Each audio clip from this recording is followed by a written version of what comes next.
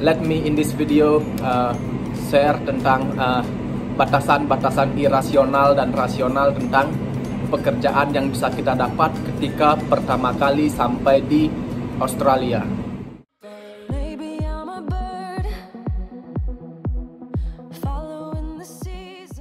Halo, salam dari Melbourne yang lagi autumn atau lagi musim gugur. Sekarang lagi berangkat kerja. Ini kadang di Melbourne yang disebut breakfast. Modalnya cuma $3 atau sekitar 30.000 rupiah. Banyak yang bertanya di IG, YouTube, dan juga Facebook tentang pekerjaan yang mau mereka ambil ketika sampai di Australia itu adalah A, B, atau C dengan spesifik. Dan bahkan ada yang bercerita kalau mereka dijanjikan pekerjaan tertentu oleh agensi-agensi yang dimana ketika aku baca pekerjaan-pekerjaan itu sedikit to be honest sulit kita dapatkan. Misalkan yang ada di kantoran, di tempat apa ya, yang kalau sepengetahuanku sekarang ini yang membutuhkan visa permanen resident atau citizen atau visa warga sini, karena tidak ada batasan jam seperti visaku, visa student, karena nggak ada batasan durasi seperti WHV yang hanya boleh bekerja di satu tempat selama 6 bulan dan lain-lain. Tidak ada yang salah memang dengan keinginan. Tentu kita harus menaruh keinginan yang tinggi, bukan? Tapi let me in this video share tentang batasan-batasan irasional dan rasional tentang pekerjaan yang bisa kita dapat ketika pertama kali sampai di Australia. Pertama, perlu kita ketahui kalau Australia itu sangat menghargai ijazah atau lulusan-lulusan dalam negerinya. Nah, kita nih datang dari luar dengan ijazah luar negeri, itu udah batasan irasional yang pertama. Yang kedua, pengalaman. Kita belum punya pengalaman di Australia, meskipun banyak kita bawa pengalaman dari Indonesia. Seperti aku bawa pengalaman dari perhotelan di Bali, sekitar 3 tahun aku pernah kerja. Meskipun begitu, pasti menjadi konsiderasi yang kedua. Kalau kita nggak punya ijazah di sini, belum ada pengalaman di sini, rasional nggak kita dapat pekerjaan yang bisa kita bilang halus. Nah, seperti itu bayangannya pertama. Kemudian kita ini kan warga internasional yang datang ke sini. Gambarannya seperti ini. Di Bali ada hotel di sebuah desa. Yang diutamakan kerja di hotel itu siapa? Tentu menyerap tenaga kerja lokal dulu kan.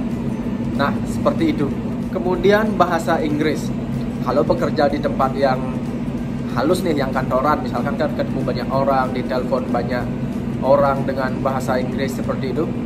Aku percaya diri dengan bahasa Inggrisku yang udah belajar 5 tahun, kuliah di Bali, bekerja 3 tahun di hotel di Bali, bertemu dengan banyak jenis bahasa Inggris. Bahkan di resume aku berani taruh di level profesional bahasa Inggrisku. Tapi kadang dalam komunikasi itu, terus terang di sini juga nih, di tempat kerjaku ini, kadang nggak nangkap apa yang dibilang. Tentu yang diutamakan nantinya untuk bekerja di kantoran itu ya pasti yang merupakan bahasa Inggrisnya itu bahasa pertama atau bahasa ibu kan, lebih bagus untuk kelancaran pekerjaan seperti itu. Nah, itu tadi seenggaknya beberapa batasan-batasan yang aku lihat dan alami setelah 3 tahun berada di Australia. Boleh kok kita pengen hal yang lebih tinggi, tapi rasionalnya ini yang terjadi. Kita harus menerima kenyataan kalau sampai di sini nanti kita harus, yang biasa teman-teman di sini bilang, melakukan survival job. Nah, apa nih yang bisa kita dapatkan pertama kali sampai di sini? Ini dia pengalamanku. Pertama kali 9 hari setelah mendarat aku dapat di sini. Kemudian sambil menunggu panggilan dari hotel-hotel, aku bekerja di kitchen hand atau cuci piring, bekerja di cuci mobil dan lain-lainnya.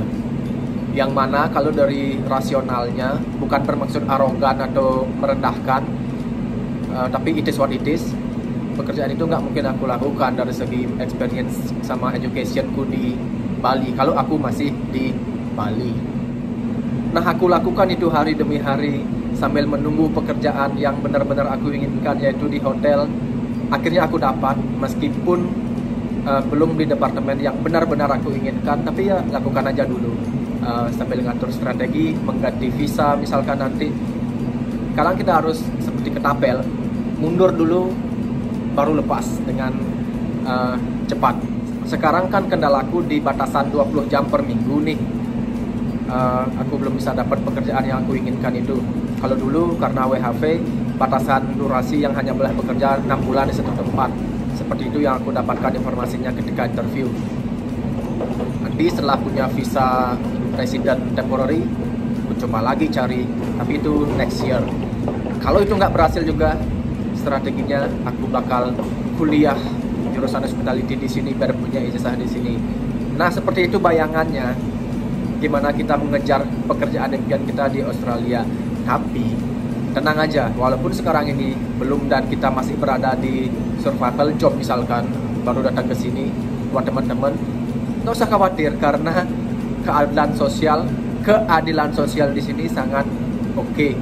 Jadi entah kita bekerja di pekerjaan yang survival job, yang bisa kita bilang pekerjaan yang nggak halus, gajinya sama per jamnya, ya mirip lah, sebulan kekumpul sama-sama bisa. Kalau si front office bisa beli satu mobil dalam 1 bulan, harga mobil di sini murah anyway. Si tukang cuci mobil atau si kitchen hand juga bisa, dan masih ada kembaliannya, masih kita bisa save seperti itu. Tergantung jamnya yang kita ambil sehari, mau kerja berapa jam, sama keadilan sosialnya pokoknya. Jadi that's fine. Nah, jadi pada intinya, sebagus apapun pekerjaan kita, segunung apapun experience kita di negara asal, sampai di Australia kita mungkin bisa dibilang menjadi gelas kosong yang harus diisi lagi dulu baru nanti siap untuk diminum, seperti itu. Biar teman-teman juga nggak mendapatkan janji-janji manis dari informasi dari siapalah, agensi lah atau siapa dengan pekerjaan yang katanya bagus, dan nanti pada akhirnya sampai sini sedikit kecewa. Biar nggak gitu, aku share aja dengan terus terang, karena it is what it is. Seperti itu yang aku alami. Mungkin pengalaman orang lain juga bakal berbeda, tapi boleh dibandingkan dengan YouTuber Indonesia yang berada di Australia, pekerjaan apa yang mereka dapatkan pertama kali. Mungkin teman-teman bakal realize kalau jawaban yang didapat itu sama seperti yang aku ceritakan tadi. Tapi semua hal itu masih mungkin. Seperti tips yang aku kasih tahu tadi, datang aja dulu, lakukan survival job jika diperlukan, kemudian studi biar dapat ijazah di sini, kemudian dapatkan pekerjaan impian kalian. Mari berjuang bersama. Kopiku udah sampai dingin karena pengen cerita. Sampai jumpa di Melbourne.